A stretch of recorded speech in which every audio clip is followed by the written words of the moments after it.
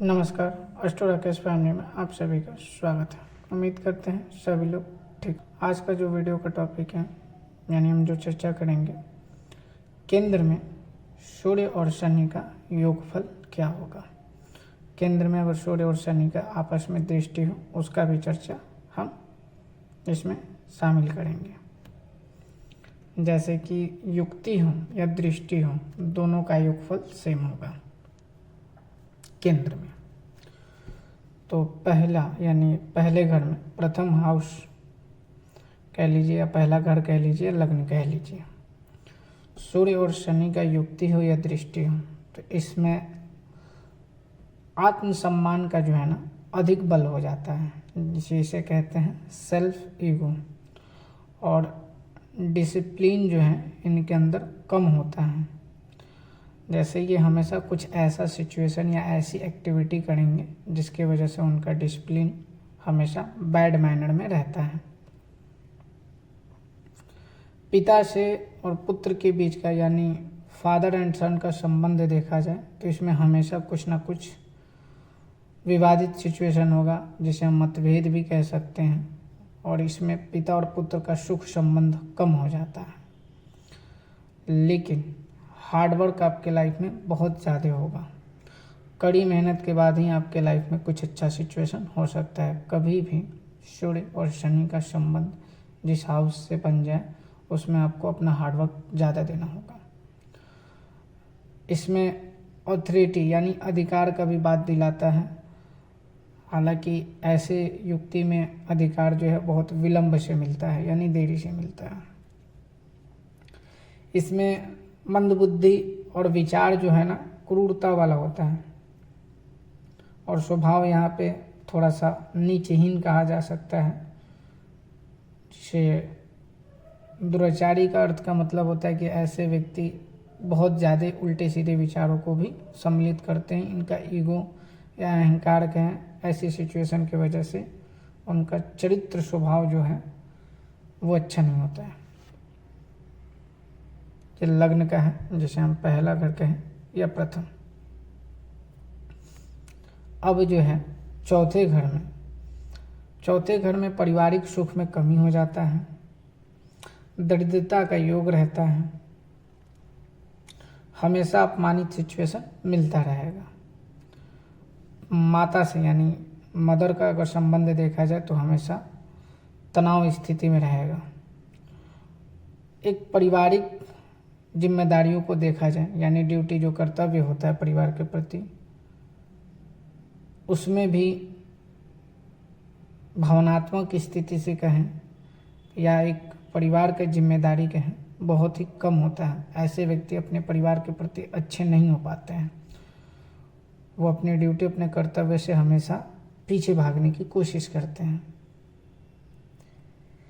अगर आप चौथे भाव में ये भी विचार करते भूमि वगैरह से रिलेटेड, तो रियल एस्टेट से अगर संबंधित कोई भी काम करते हैं, जैसे भूमि या संपत्ति, वैसे संपत्ति जिसमें लेन देन का भी विचार होना चाहिए, तो हमेशा सोच समझ के करें, क्योंकि इसमें बाधक परिस्थिति ज़्यादा हो जाता है। अगर आप कहीं ज़मीन खरीदेंगे तो किसी विवादित सिचुएशन में पड़ेंगे। अगर कहीं कर्ज दे रहे हैं अपने विचार से, तो उसमें भी विवादित सिचुएशन हो जाएगा, वो पैसा आपका रिकवर नहीं होगा। सप्तम भाव की स्थिति की बात करें, यानी पार्टनर हाउस, इसमें मैरिज से रिलेटेड काफ़ी ज़्यादा अनबैलेंस सिचुएशन देखने को मिलता है। विवाह में देरी होना, मैरिज होने के बाद दोनों व्यक्ति के बीच में समझौते जैसा जीवन होता है। सामाजिक रूप को दिखाने के लिए वो मैरिज लाइफ चलता है, वास्तविक में कोई प्रेम भाव नहीं रहता है। इसमें आलसी स्थिति और भाग्यहीन, स्त्री और धन की संबंध की बात करें तो दोनों में ही डाउनफॉल रहता है, यानी अच्छा ग्रोथ नहीं रहता है।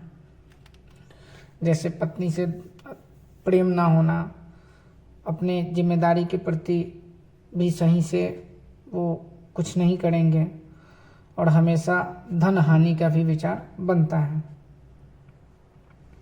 ऐसे में गलत आदतों का संगत हो जाता है, जैसे नशे से संबंधित करना या जुए वगैरह खेलना,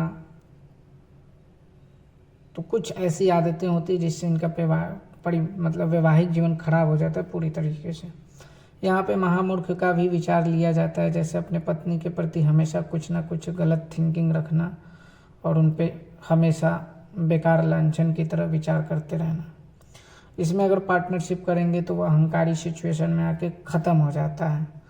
तो पार्टनरशिप से रिलेटेड कभी भी सिचुएशन ना ही करे तो अच्छा है, पार्टनरशिप कभी भी ना करें, वरना इसमें ईगो के वजह से चीज़ें खराब होता जाता है और वो बाद में धोखा मिलेगा ही मिलेगा। और विवाह जो है बहुत विलंब के बाद होता है। तो सप्तम हाउस की स्थिति है, रिश्ता बहुत जल्दी तो नहीं तोड़ पाता है, लेकिन उस रिश्ते में इतना अधिक कठिनाई बना देता है ना, चाहे वो आपका फ्रेंडशिप हो या वैवाहिक जीवन हो, संघर्ष करना पड़ता है। जैसे आप किसी कार्य के लिए संघर्ष करते हैं, वैसे रिश्तों के लिए भी बहुत ज़्यादा आपको संघर्ष करना पड़ेगा, बहुत अपना एफर्ट्स डालना पड़ेगा, तब जाके कुछ आपको मिलेगा। तो ये ध्यान रखें। और 10वां हाउस यानी 10वां घर की अगर बात की जाए, 10th, ये इसमें बहुत अच्छा रिजल्ट होता है शनि और सूर्य का। जैसे पावरफुल प्लेसमेंट इस हाउस को कह सकते हैं। इसमें शनि और सूर्य का संबंध बहुत ही अधिक मजबूत हो जाता है और इसमें व्यक्ति के लाइफ में गवर्नमेंट, ठीक है, या एडमिनिस्ट्रेटिव कहा जाता है जिसे प्रशासनिक सेवा कार्य क्षेत्र, इन दोनों में अधिकतम सफलता होता है, लीडरशिप भी मिलता है और समाज में अच्छा पोजीशन भी इनका बना रहता है, जिसे हम कह सकते हैं फेम और पोजीशन जो है 100% बेटर देन बेटर रहता है। तो कुल मिला जुला के अगर इस बात का एक निष्कर्ष निकाला जाए तो शनि जो है और सूर्य, इन दोनों में एक अंतर होता है। जैसे सूर्य अगर शनि की स्थिति देखा जाए, ईगो और अथॉरिटी का विचार करता है और सटन जो है पेशेंस और हार्डवर्क का।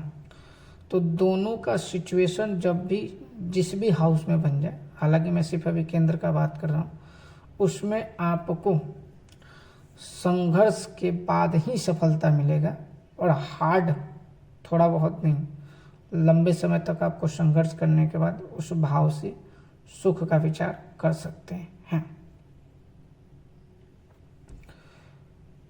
तो लग्न और चौथा और 7वें से ज़्यादा अच्छा 10वां हाउस में सुख मिलता है और 10वां हाउस बहुत अच्छा होता है सूर्य और शनि की युक्ति में। उम्मीद करते हैं कि आप इसे अच्छे से समझें। फिर मिलते हैं अगले वीडियो में। नमस्कार।